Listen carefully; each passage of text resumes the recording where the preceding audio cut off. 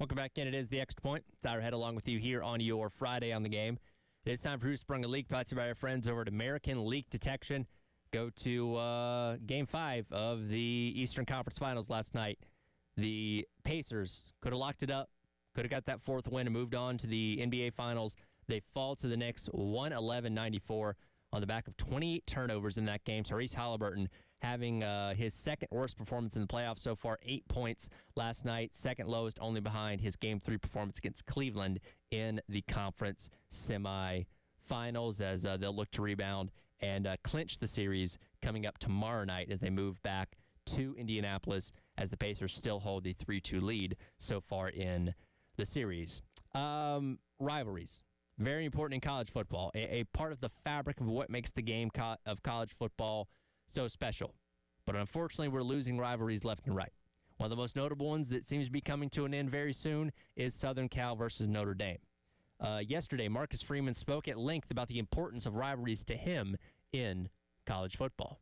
Man, I think back over my football career, right? Even in high school, I played for Huber Heights Wayne, and we played this team called the Centerville Elks, home of A.J. Hawk and Kirk Herbstreit and Mike Newton, and that was the greatest rivalry there was. Like, that's what we felt like. That was the game. And then as you go in Ohio State and play Michigan, like, huge rivalry. Like, rivalries are such a great part of sports. You think of the Yankees and the Red Sox and the Celtics and the Bulls. Like, that's what makes this thing special. You throw the records out of the window.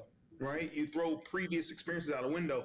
It's like this game means everything. And so I'm a huge proponent of rivalries. I think the Notre Dame USC rivalry is one of the greatest. I remember before I got here, memories of that game and the plays that would either lead to a championship or the playoffs or whatever the situation was that stick out in my mind. And so I think they're great. And I think we got to find ways to continuously save some of those special college football rivalries. And I know there's some people above me that will make some of those decisions on scheduling, but it would be a disservice to get away from some of those great rivalries. And I'm a huge proponent of Notre Dame and USC continuously playing each other for an endless amount of time. Like, that's a game that as the head coach, you want to play and you want to be a part of. And I hope we can get this rivalry renewed.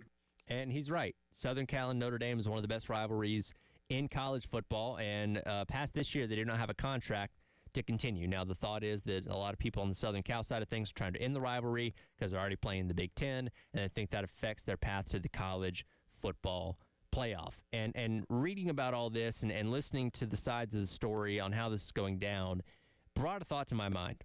And I want to preface this by saying I'm not starting a rumor. I'm not saying this is going to happen. I don't want this to happen.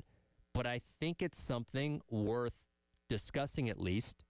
Do you think there's potentially a day down the road where South Carolina and Clemson no longer play each other? And I asked you going into the last break to put it on a scale of 1 to 10. What's your worry level that at some point down the line something like this could happen where the two sides say, you know what, it's in the best interest of us, or one side says this to not continue playing the game? I don't want to see it happen. Again, I love rivalries in college football specifically, and the Clemson-South Carolina rivalry checks all the boxes of what makes them fun, right?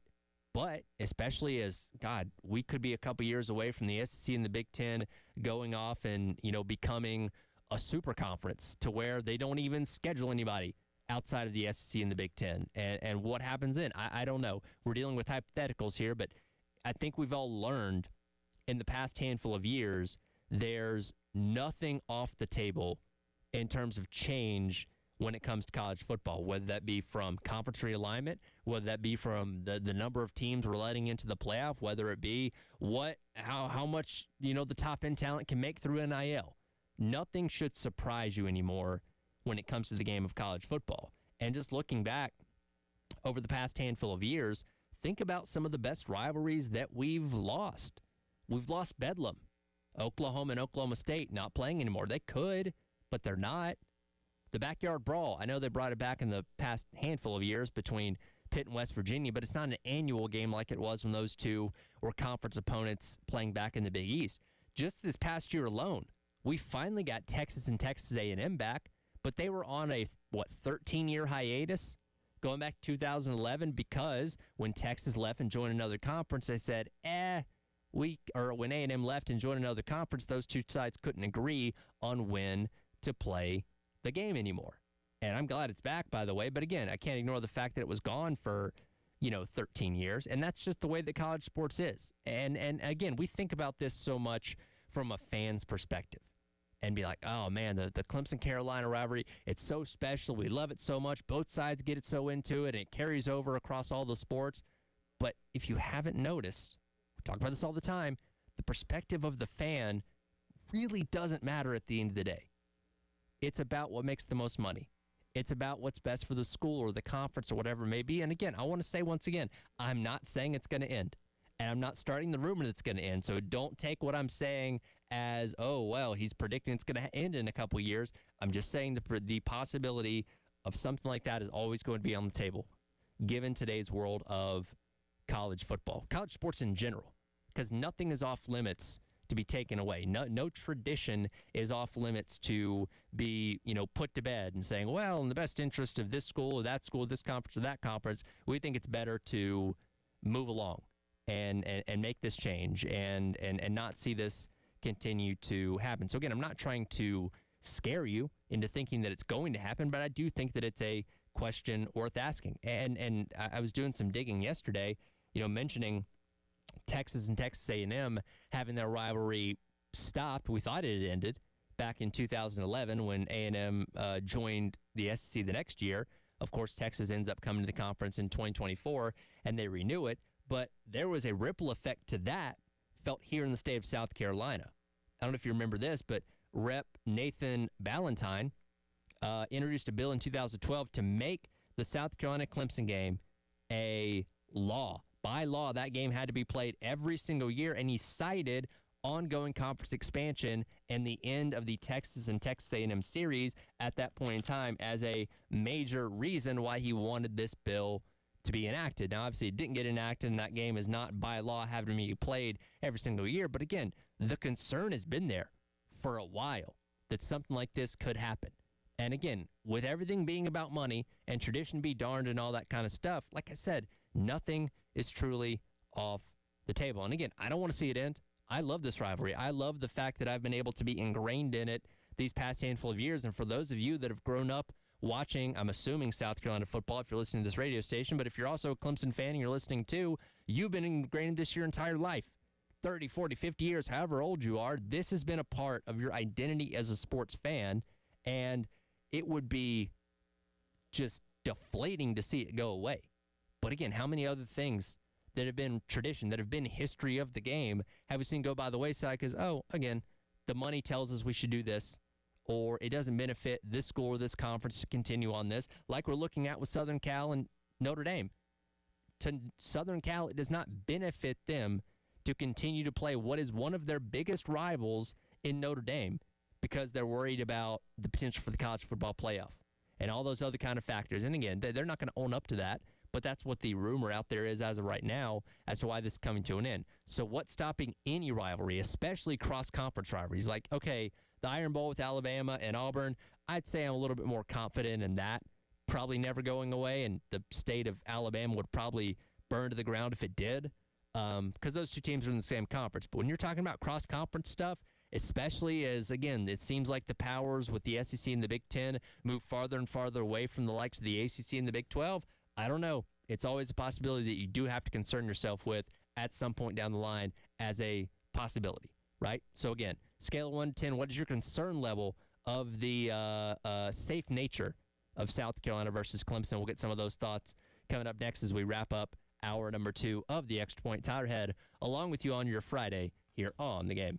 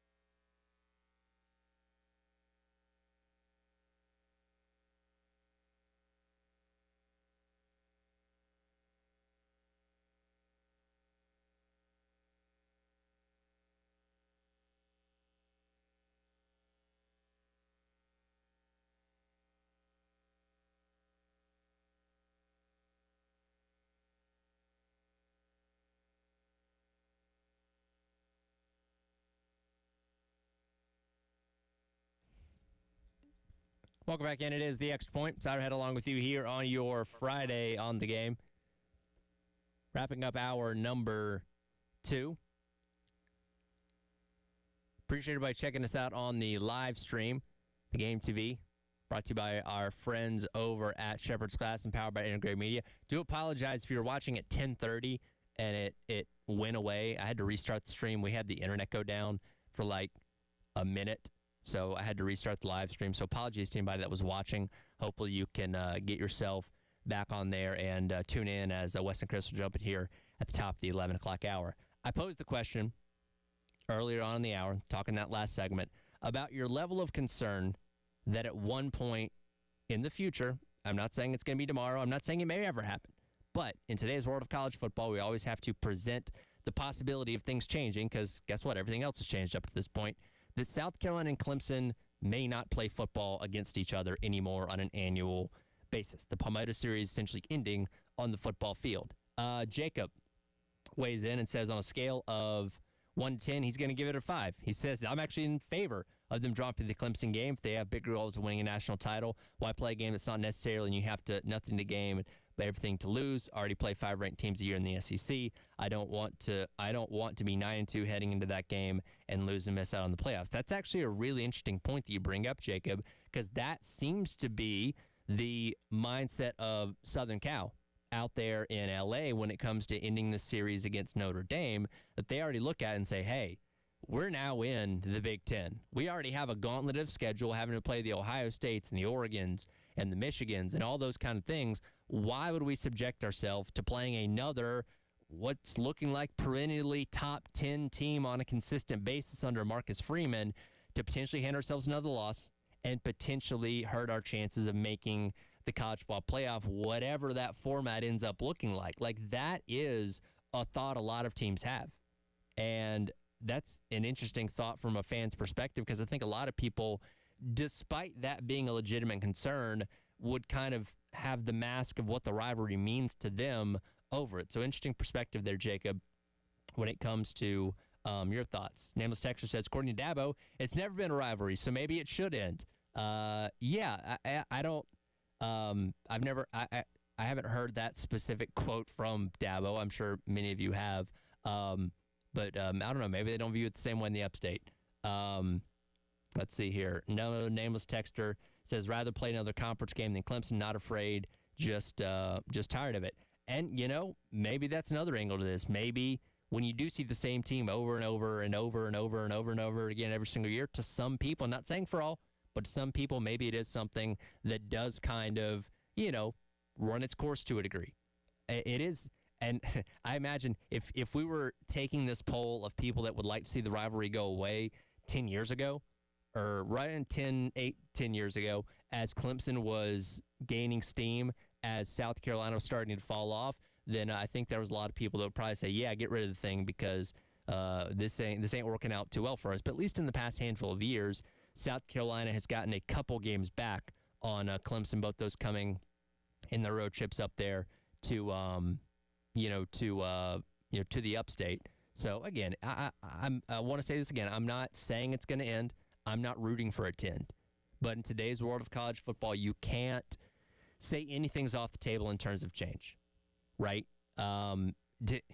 Let's go back 5 years, right? Before NIL became a thing, before we really started shifting the conferences around, all kind of crazy. Would you have believed what the current landscape of college football would have looked like right now? Absolutely not. You would have fallen over on the floor if I told you that Cal and Stanford are in the ACC. If I would have told you that the Pac-12, what was once thought of as one of the strongest conferences in all of college football, just doesn't really exist anymore. Well, it kind of exists. Washington State and Oregon State, but not really. And they're going to add some teams in a couple years, but it's not what it was. Right? The Big Ten would have 18 teams. We'd be trending towards potentially a super conference. We'd be talking about 4 automatic qualifying spots for the Big Ten and the SEC in a potential 16-team college ball playoff. So much has changed in such a short period of time. It's almost scary to think about what 2030 is going to look like, right? Because if that much can change in a short period of time from here to now, from then to now, who knows what the next 5 years are going to look like. And look, I hope in that 5 years, we're not talking about South Carolina and Clemson being threatened, because I love rivalries. I want to preserve all of them because of how good they are for the sport of college football and what that means to me as a fan. Unfortunately, as I reiterate a lot, what the fans want, ultimately at the end of the day, does not matter if money is going in the other direction. That'll do it for the Extra Point. Coming up next, Gamecock Central Takeover Hour presented by Firehouse Subs. 93 days to kick off. What's the 93 days trivia question going to be for Wes and Chris? You'll find out next here in the game.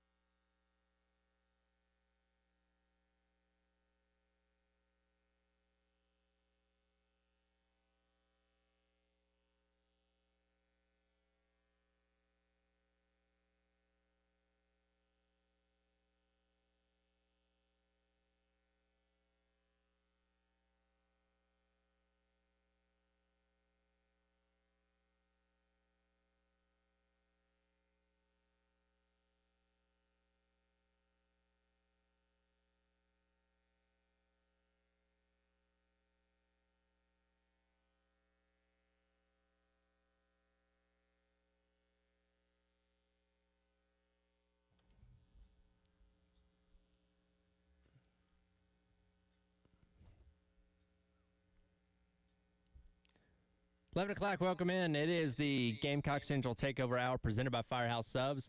Well, there he is. I was going to say Tyler, Wes, and Chris, but for the moment it's Tyler, Chris walking in, and we're working on Wes. We're having some technical difficulties bringing him in, so we'll get him along in just a moment. Happy Friday, Chris, though.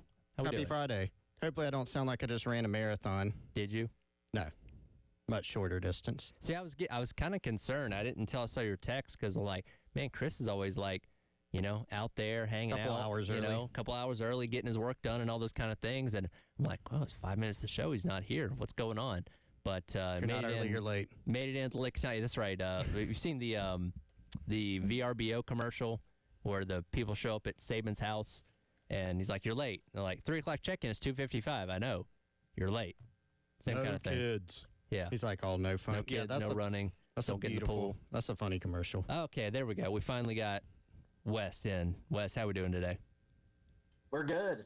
How are y'all? Doing great. Doing great. Had the dogs got the cone of shame I saw from the Twitters earlier. Yeah, that's part of the reason why I'm joining y'all remotely is, Okay. he's asleep right now. He's good, but Okay. I am just really trying not to have to take this puppy back to the doctor if he messes up these stitches. So That's fair. he's hanging out right now. Cone is on his head. I do not trust him for the hour to do the show, not to rip this cone off. So that's the situation we're in right now. I have a That's solution. fair.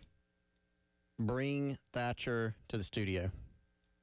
He'd be fine. Nope. I don't think we're ready for that. I think we can be, though. We're redoing. We got some cool things going on in the little lobby out here. Oh, we got a Right whole outside. TV studio out here now. Yeah, so we could just. There's a lot of room now. There's a lot more space, so we can put Thatcher out there. We can get him a little bed. Yeah.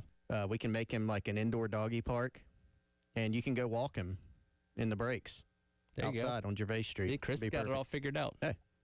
I still haven't But we met could Thatcher. invite people too. Like some people Like a petting would zoo. probably, yeah. Like people that are at work right now, they could take a little lunch break and have a chance to pet a puppy.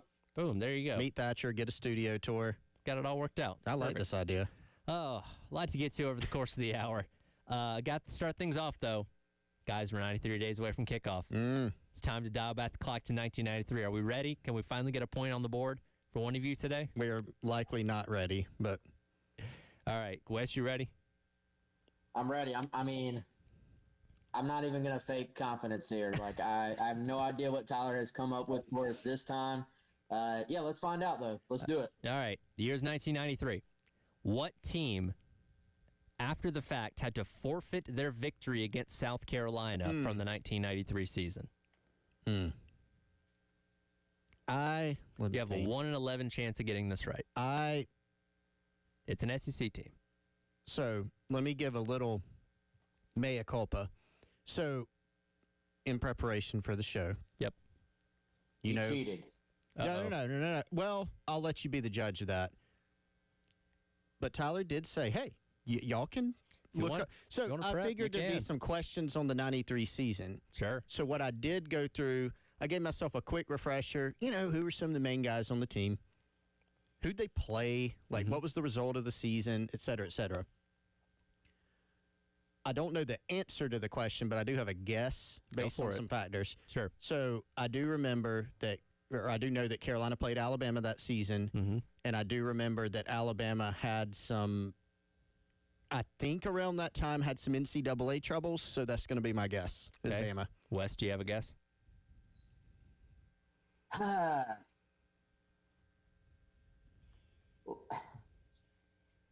Let me be different. Chris, will you at least give me a confirmation? Actually, never mind. Let me just have Kentucky. I'll take Kentucky. The correct answer is Alabama. Chris is officially on the board. Ding. Do we have a ding? Ding, ding. I was looking for it. yes. I couldn't find it in time. Okay. The We'll just all Crimson do it. Tide won a game 17-6 at Williams-Brice Stadium. In 1995, the NCAA found them guilty of a defensive back by the name of Antonio Langham receiving improper benefits for signing with an agent following the 1992 season, Alabama had to forfeit all of their wins in the regular season from 1993. So South Carolina technically won a game where they scored fewer points than their opponent, technically speaking. Well, I'm happy to be on the board. Why would he have hired an agent? Nowadays, it's like, you don't have an agent? That's weird. But why would he? I don't know. I mean, he must have been thinking about going pro and decided not to. I don't know. Who was the coach for Bama at that time? I think it was Gene Stallings, right? Oh, yeah. Early 90s, because they won the national championship a year or so later, I want to say. It was around that time. So I was trying to. Okay. So 93. Dabo Swinney Was he was on a that GA team? on that team. Ah. He had just finished. Wow. He played at Bama from 90 to 92. So Dabo Swinney was in Williams-Brice Stadium, presumably, that day as a GA for Gene Stallings. How about that? Man. Well, that's one less victory over South Carolina he has. That's right. Doesn't count. Guys, first of all, Chris, you remember, well, not back then, but even kind of a little bit past that was always one of the things, though, like, oh, he's been talking to an agent. Oh, these agents are trying to get involved. Yes. And, you know, the agents would try to get involved as early as possible. And then, of course, if somebody was going to be a top prospect, there's all this competition to be their representation in the NFL. So the agents would theoretically try to get involved early on. You know, I got a little money to hook you up. I'm going to help you out with some expenses, some spending money, and then you'll be my agent once you're, you know, officially declared for the NFL draft. And so obviously I'd imagine that was one of those things where he was told, hey, you're never going to get caught, no shot. You know, we'll keep this on the low. But it is borderline, I'm sure it wasn't funny at the time, but it's borderline hilarious that they lost an entire season's worth of wins because he spoke to an agent, signed with an agent, whatever, and now every starter in the SEC probably has an agent. Yeah. They were actually allowed to keep their Gator Bowl win over North Carolina, though. Like, I guess postseason didn't account for this. So they technically went 1-12.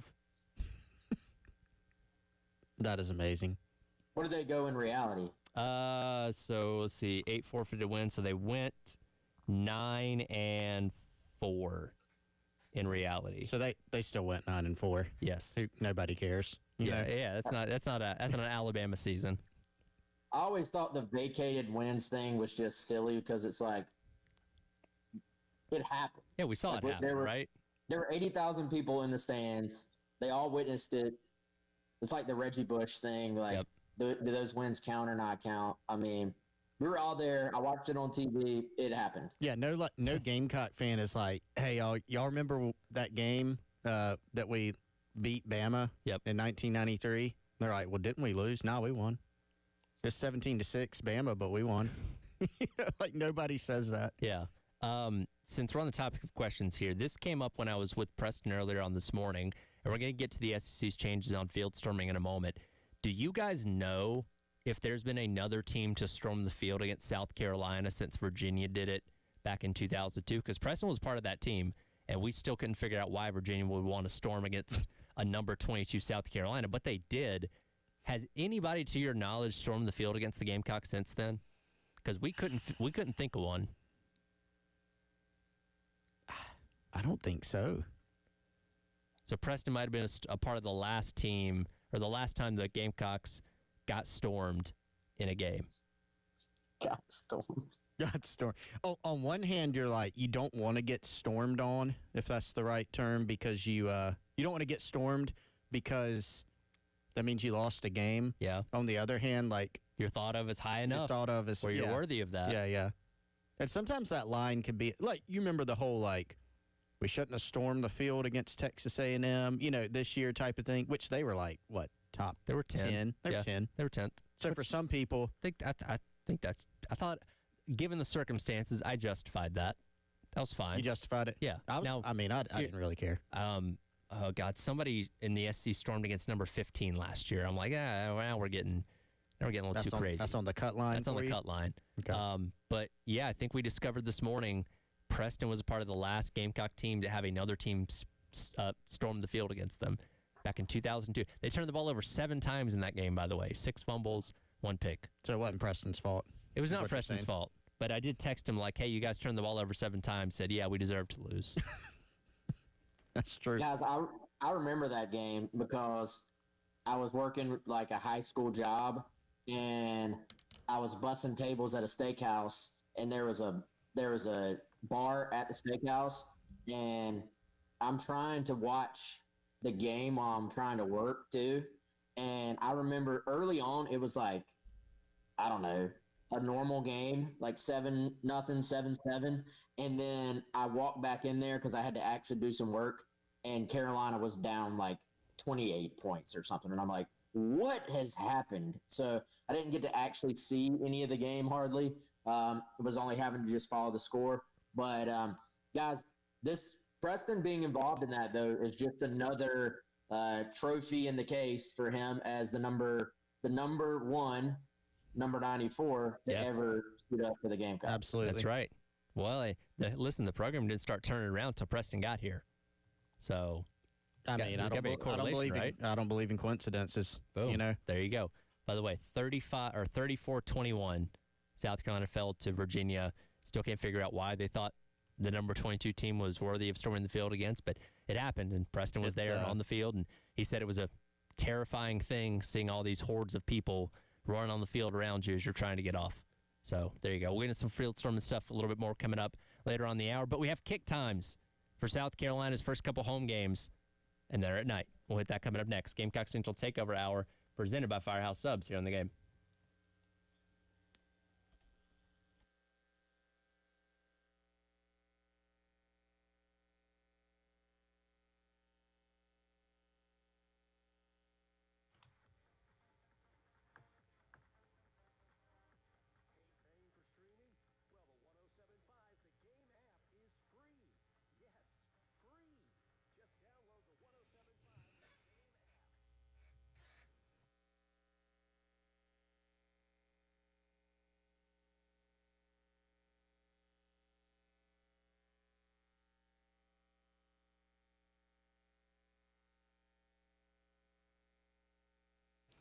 All right, everyone. Anytime that I talk to the guys at Integrated Media, you know, I've learned from them. You hear a few common things from some of their new customers, people that reach out to them about audiovisual needs. Hey, I didn't know that Integrated Media sells TVs for the same price as the big box stores. Yeah, they do.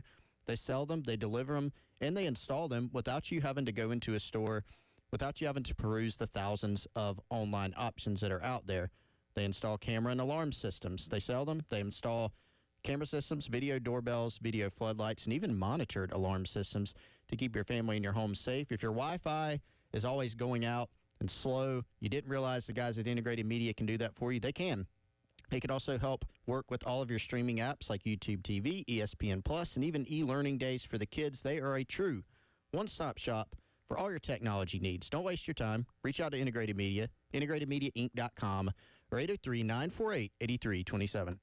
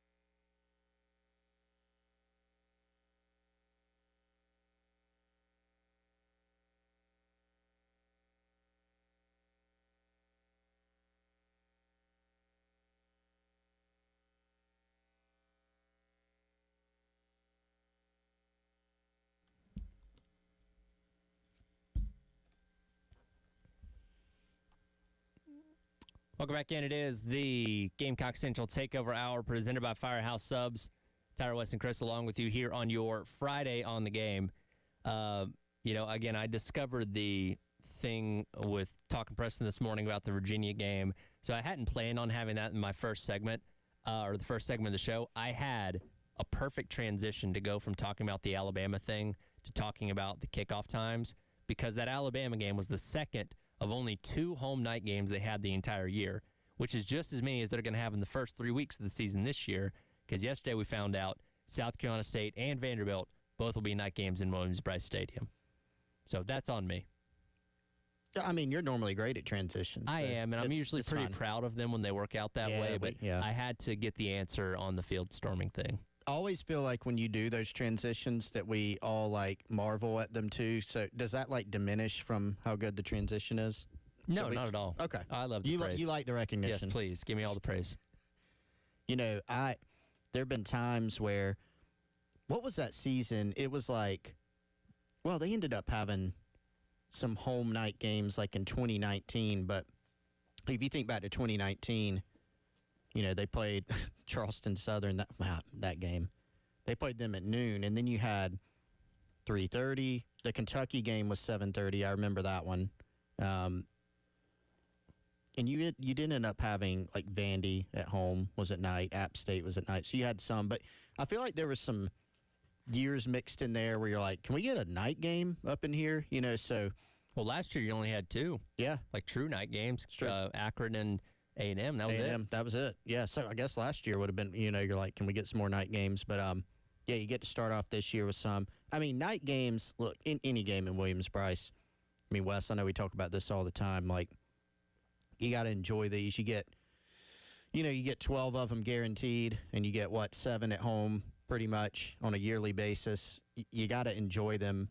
But there is something different about Williams-Brice at night. You think about some of the games in the past. There have been fun ones during the day, obviously, but a night game at Willie B is something to behold. It's a lot of fun. So, you play the Virginia Tech game in the afternoon, obviously, to open things up neutral, and then the first 2 being at night. Great way, I think, to get the season kicked off at home. Well, guys, there's this running joke about the number of people from the Northeast who come down to our great state. And I got to say, for anybody who's sat in that stadium in late August, early September, and dealt with the Columbia heat, not only are these 2 night games, but these are 2 early season night games. Mm-hmm. I remember, I think it was the year South Carolina opened with Coastal and Georgia off the bat at home. And they were both afternoon games, and honestly might be 2 of the hottest days of my entire life. And so even for people who are used to the humidity and the heat, it can be brutal. So I do think there's some added advantage and added thankfulness, gratefulness for having these early season games at night. Certainly you get the atmosphere, but it's just much more bearable for the fan base, I think, in a time that just can be, no matter how used to it you are, it can be brutal. I remember that Coastal game in particular. I don't pretend to be a meteorologist, so I've been told that the dew point, relates to humidity. Whatever the highest dew point is what that was. Yeah. It was 700% humidity. You walked out. If you were inside and walked out, it was like you were in an oven and then somebody dumped a bucket of hot water on you. It was insane. And I remember just being in the stadium and you walk up the concourse, you're sitting in the stands, and every 2 minutes it's doctor number 3, because people were just falling out. It was something else. So no, that's a good point. And night games too, for people every year you'll hear about people, hey, I'm taking my buddy to his first game, or my family's coming in, or I'm taking kids to their first game. And those night games, the atmosphere is a little different. These won't be 2 of the, you think the home opener, SC State, that won't be a game that has an atmosphere that's homecoming against Alabama, for instance, especially if that ends up being a night game. Sure. But still fun. I remember we took a couple people to the game, funny enough, from Ohio, Wes, to the game. against A&M in 22 when Xavier Legette ran that kickback, the opening kick. And so they're up in the very top of the stadium. It's a night game, so everybody's keyed up. X takes that kickoff back, and the stadium exploded. And I looked over at the kids, and they were like, had never seen anything like that in their life. And, we had to remind them this is not the typical opening to a football game. As much as you love it to be. As much as you love it to be. So, yeah, but good. That ought to be a lot of fun. Yeah, and I think, guys, when it always seems like, too, whenever we get to a point that if you have all night games, maybe people get tired of night games. If you have all early games, people get tired of early games. My hope for a perfect season is you get a little mix of them all. I do kind of think if you're playing maybe a lesser opponent, kind of one of those in-state games, I don't mind a good 4 o'clock, a good midday, kind of get it out of the way and get home a little bit earlier. But I think when you're playing, your SEC opponents and you need these dubs, you need every advantage you can get. Give me the night game. Give me the extra atmosphere, even though in today's college football world, you can guarantee, like, you're not getting home early. It's going to be a late night, especially if you're out of town. Like, you're going to either have to spend and stay in a hotel or you're going to be home super late. Yeah, I kind of look at and again, we're essentially flipping the schedule from last year. So the home games are away games, the away games are home games now. So like Oklahoma, and again, they're expected to be better this year. John Mateer is looked at as the best transfer portal quarterback, much like Cam Ward was. Both those guys coming out of Washington State, and that's a little bit later on in the season. Alabama, like you mentioned, is a homecoming game. Obviously, the Clemson game is always going to be huge. And I know the past couple of years at Clemson, that's been a noon game. Last time it was here was a night game. So those are 3 ones that distinctly you can kind of look at and say, yeah, I could see maybe 1, maybe 2 of those end up being under the lights as well, which would obviously be awesome because they're all going to be 3 really, really big games. Well, and as we've gone through this, I mean, it just reiterates this is a bear of a schedule again, because you open up with Virginia Tech has not been a world beater by any means. That Brent Pry is under some, I'd say, pressure there. Oh, he's on the hot seat. He's on the hot, yeah, not just under pressure, like not a warm seat, like hot seat. But that's not opening with, LSU or something like that. Some of these other teams on the schedule, the earlier part of the schedule is more manageable. Even within that, you got to go to Missouri, which they've been a tough out. They've had South Carolina's number. Obviously, last year went the Gamecocks' way, but now you got to go on the road. A lot of the other teams, guys, you can look up and down this thing and think, okay, that team may be better than they were last year. Certainly, Oklahoma, I think, has a chance to be better because they were not very good last year. And for Venables, they're going to need to be. They're going to need to be. LSU had, on paper, a really, really good transfer class. They got Nussmeier back. Bama was a good team last year. They're knocking on the door of the playoff, obviously, but they've got quarterback questions. They've got other questions, but could they be better? Yeah. A&M, could they be better? Maybe, and it's on the road. And then Ole Miss is always going to be tough, and you got to play them on the road, and then Clemson comes here. So, I mean, you just go up and down the thing. Once again, an incredibly challenging schedule for South Carolina in 2025. And again, we'll find out some of those more kick times later as the summer rolls along. That is the benefit of the ESPN package now, is we don't have to wait until that dreaded 12-day window to find out every kick time now. So we'll learn about at least the windows of the kick times a little bit later on this summer as we get closer to the season in 93 days away. We've wrapped up the SEC spring meetings down in Destin. Did we learn anything? I don't know, but we did get a few different rule changes yesterday for the conference as a whole. Dive into some of those coming up next. It is the Gamecock Central Takeover Hour presented by Firehouse Subs here on the game.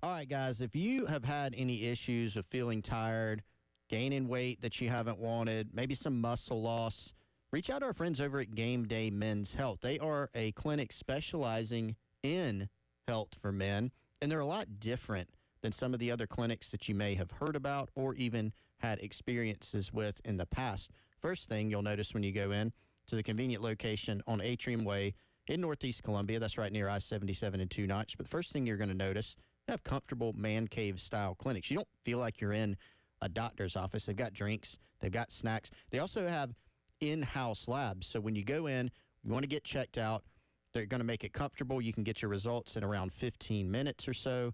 GameDayMen'sHealth.com, 803-265-3161. And if you need it, they can help you put together a personalized treatment plan from licensed providers. Again, that's GameDayMen'sHealth.com or 265-3161.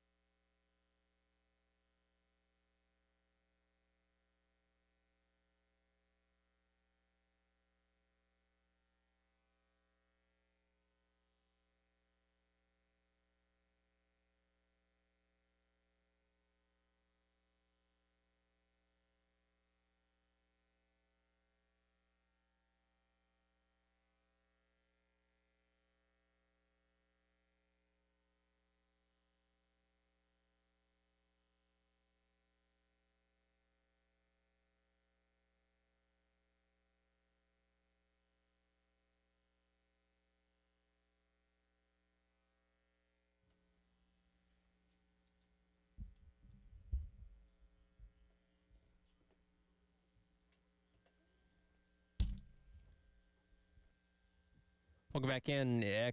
Gamecock Central Takeover Hour presented by Firehouse Subs. Tyler West and Chris with you here on your Friday.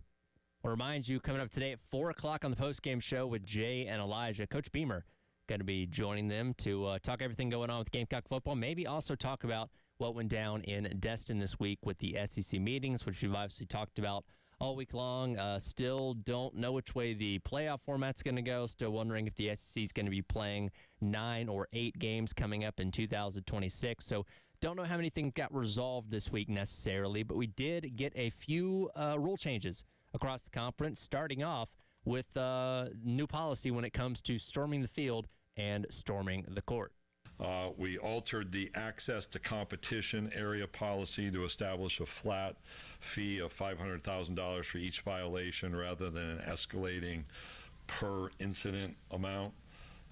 You may recall in basketball last year, we also had flexibility if the visiting team could exit the court and the officials, and then the celebration began. We did not impose fines if there was a clean court while that exit took place.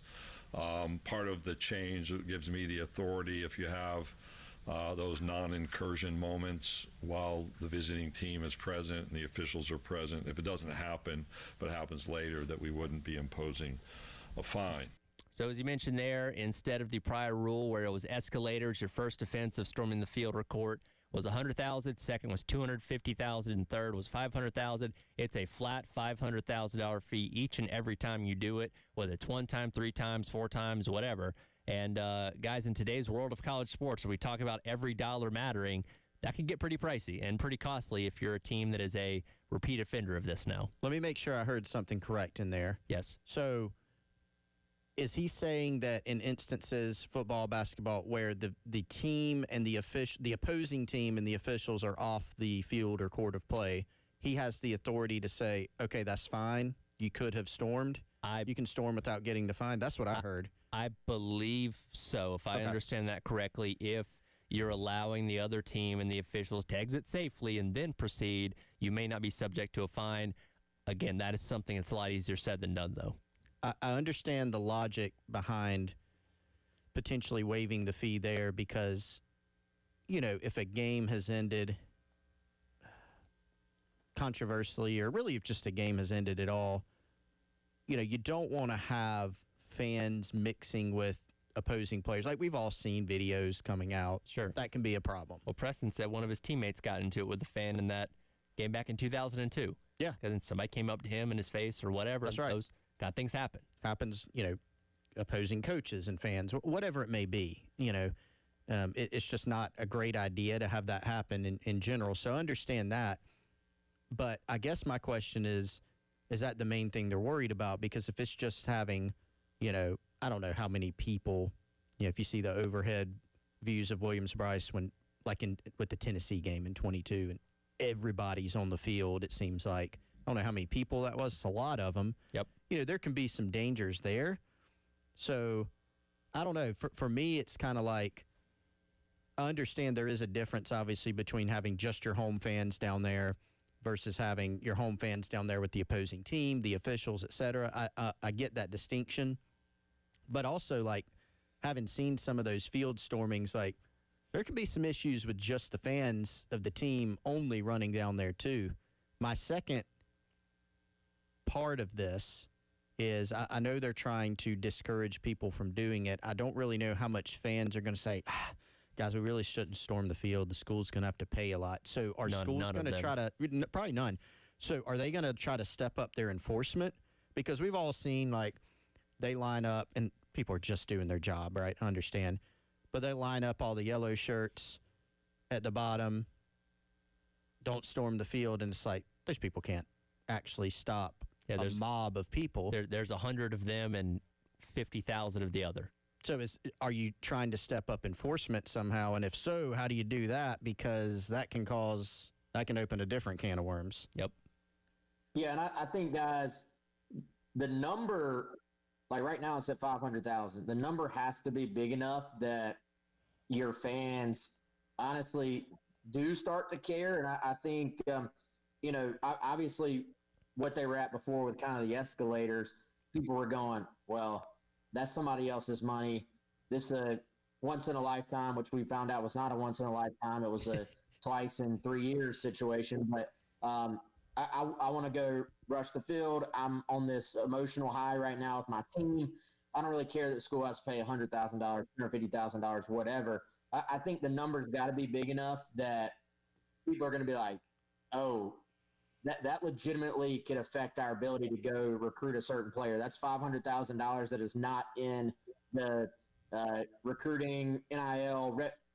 If they really wanted for that number to matter, they should drop their rev share allowance for next year below the amount of the fine. Ooh. Like literally, guys, we're going to lose out on $500,000 worth of money we can pay to student athletes to come here, essentially. And it's got to be big enough that fans care and that the administration cares enough to make sure, hey, this is not happening. Because we've all seen where a field gets stormed and it's like they do the little half, you know what, announcement. Fans, do not storm the field. Wink, wink. The funny thing is, there was a couple of people that tried to storm the field against Missouri. Yep. Because the way that game ended, and the announcer, like the in-stadium PA guy, it was not a fans don't storm the field. It was a do not get on our playing surface. We cannot afford another fine type announcement. So I do think there are some things that are done just maybe even for liability, like, hey, guys, you can't storm the field. You know this. And then there's a very serious, like, for real, like, really do not storm the field. Because that didn't reset last summer, or would that have also counted the Kentucky field court storming last January of 24? So that would have been the third offense if it happened against Missouri. Am I thinking correctly here? Or was that reset last summer? It was reset one of the summers. Can't remember which one. But either way, you're either talking about $350,000 total or $850,000 if it happened for Missouri, essentially. I think, do we start seeing, like, you know how you'll see basketball coach? I remember Greg Popovich did this at one point in the NBA. Like, somebody was, booing somebody, and he got on the microphone, like, in the middle of the game. Yep. I was like, don't do that. Like, very forceful. I wonder if people start playing, like, could you see, like, Jeremiah Donati coming up on the big screen, or, like, Missouri coach did that. Yeah, he Dennis did. Gates did that. That's right. He got on the mic and said, please don't storm the court. Yeah, we can't afford it. I forgot about that. Yeah. But do we see that, like, my point is, do we see it, like, built in to, you know what I mean? Like, if you're in the fourth quarter and it's a close game, do they take a minute during the TV timeout and play, like, this video, or do they have somebody take the mic and let's put this dude up on the screen and, like, implore people not to do it? South Carolina is leading Alabama by like 3 touchdowns with a minute to go. Homecoming night game. Everybody's going crazy. Again, TV timeout or whatever. We give Beamer the mic and like, hey, everybody, I know you're excited. Please do not storm the field. Celebrate in the stands, in the parking lot, whatever. Stay off the field. It's going to cost us $500,000. That might actually go a long way, to be honest with you. It is going to go a longer way, to your point, Wes, than and again, just doing his job, but the PA guy who does a great job saying, reading off the script, please do not storm the field. It's going to work a lot better than that. Well, I think too, guys, if you said, look, guys, we don't want you to storm the field, you'd have to kind of make sure you said it properly, again, for legal reasons, I think. Let the other team, we're not saying we're not inviting you onto the field, but if you're going to storm the field, please let the other team and the officials get off the field or court. Yeah. You know what I'm saying? Because that's the difference in $500,000. If somebody does storm the field and there's this, like, extra money, like, ideally, I guess you're putting this in because you want to avoid that happening. Sure. So it might be that the money the league takes in diminishes. I guess that would be their goal. But if this happens, and it happens at the same rate it's been happening, please take the extra funds, hire full-time officials. Please. There he goes. I was going to loop it back to that somehow. Okay, I will happily let the officials off the field if they're full-time employees that do nothing but dedicate themselves to the game of college football. No, like, let them off anyway. Obviously. I appreciate officiating. It's a tough job. But, like, let's take all this money that the SEC's bringing in. Let's take the new funds that they're going to be getting from the college football playoff and new TV deals and all this, and let's fix this thing. I want to slide in one more thing here that we learned yesterday at the SEC closing meeting from Greg Sankey. That's no more coin flips when it comes to tiebreakers for basketball. We also approved a revision to tiebreakers in the sport of basketball. I don't have those at my ready, and I think there was some editing done that will reduce and hopefully completely eliminate the need for me to stand in front of a camera and flip a coin ever again during my career as a conference commissioner. Obviously, that worked out well for South Carolina because they won the coin toss and got the top seed over Texas, but we all collectively agreed, like, this seems very unbecoming of the Southeastern Conference to be deciding something this way, right? Yeah, I mean, that I remember saying, like, he seemed so uncomfortable for many reasons, but one of them was probably, like, I am on national TV flipping a coin. How did we get here? Yeah, how did this happen? Let's not do this again. That's kind of one of those things, too. Like, you ever think about if you had to do something very simple, but in front of, like, hundreds of thousands of people, and then you messed it up the first time. So then you start to, like, your head starts to speed up a little bit, and then, like, hey, go make a layup. Like, oh, I can make a layup, but then you miss it.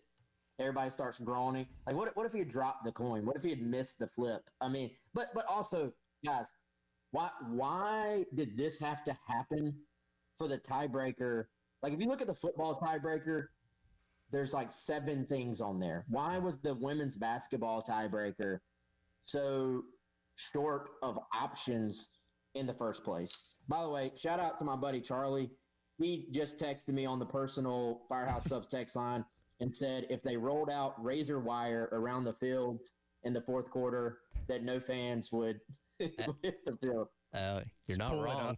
It's like the field goal netting. But you just put, it's like the what's the thing, Tyler? The elimination chamber. Yeah. WWE. Yeah. Or a steel cage. That would work. He's not wrong. You imagine people climbing the steel cage, or like getting somebody would try. Oh, somebody would try. 100%. A swanton bomb off of it. Yeah, an inebriated frat bro would try, I'm sure. We'll come back and wrap up the hour. Xavier Legette went to his first NHL game, and it's as entertaining as you think it would be. Let's hear that next. Gamecock Central Takeover Hour presented by Firehouse Subs here on the game.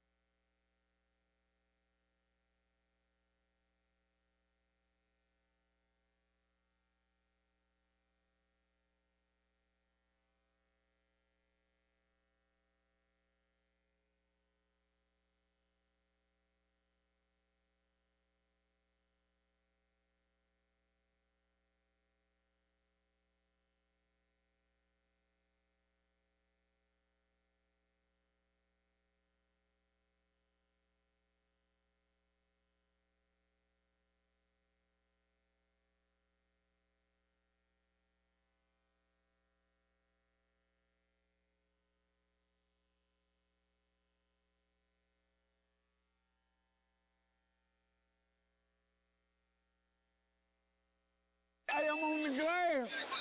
Hey, you ain't tell me the hockey pucks come flying over here, man. Oh, boy, these folks going crazy, boy. Hey, yeah, they doing that thing.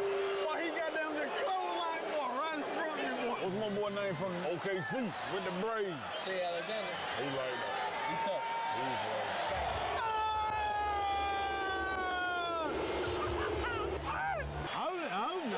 Oh, no.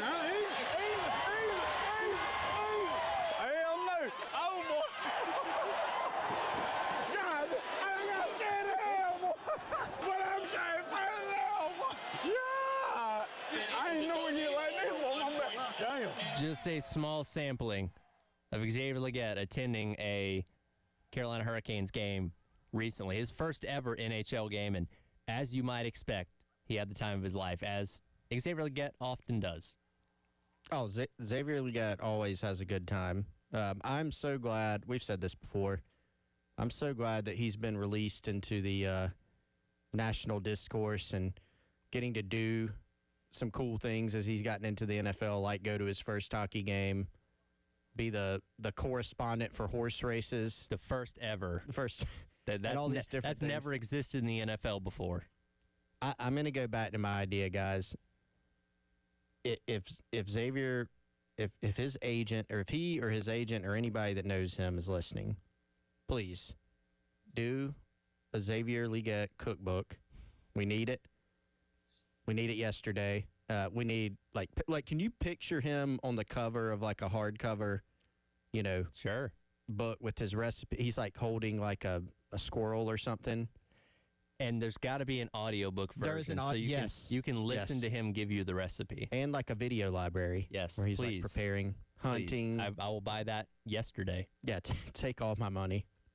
Well, guys, the QR code in the last few years have had like a renaissance, I feel like. So you could have a QR code on each recipe, and then it pops up the watch-along video with X helping you cook whatever we're cooking as you go. I love it. I mean, I think that's a New York Times bestseller. It should be. Like, he'll beat Bobby Flay's sales and everybody. Be fantastic. See, now that's actually a good idea. So beat Bobby Flay, where Bobby Flay has to beat you at your own game. Bobby Flay's never cooked raccoon in his life. I'm pretty confident in that. You tell me he can make a better raccoon stew than Xavier Legette? I doubt it. There's no chance. No chance. No. And Bobby Flay also has to travel to Mullins. To Mullins, yes. Like outside. That'd be phenomenal. You have like y'all very know limited. that X would not give Guy Fieri his secret recipe. Good cook Did y'all doesn't see give away that? the secrets. Yep. Yeah. He's like, you come There's down. one ingredient. You come down Give it here, all. we can talk about it, but not in front of a camera.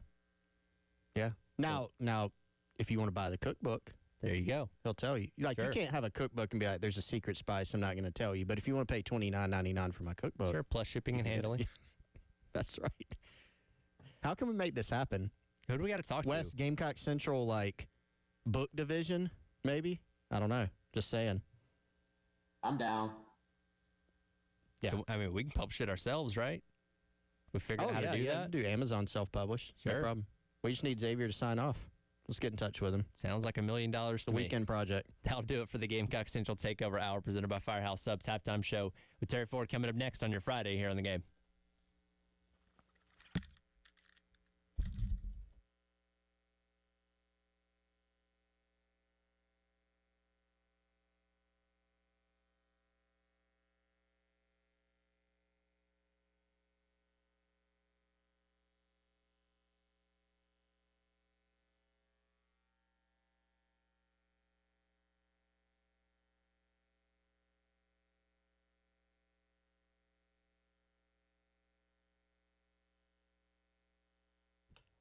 All right, everyone, as we close out the hour, if you're hungry, like I am, great lunch recommendation.